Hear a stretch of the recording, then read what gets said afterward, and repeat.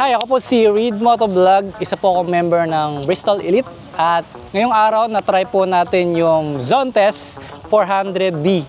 At unang expression ko sa kanya, napakaliit, no? Kasi nasanay ako sa mga maxi scooter na malalaki, malalakas yung torque. So dito naman sa Zontes 400D, kahit maliit siya, yung torque ng mga malalaking maxi scooter na na-try ko is pareho lang. At the same time, pwede siyang ipasok sa expressway. Kaya naman from Pampanga hanggang dito sa Subic is almost 40 minutes yung biyahe compare sa pagdaan namin ng Olongapo Road.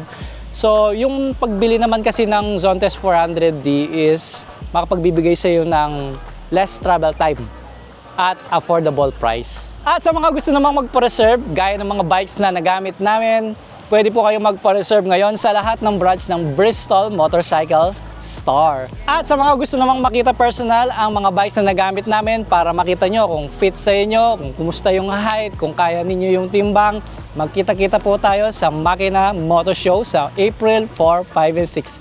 So, kita-kits po tayo dyan. Alright.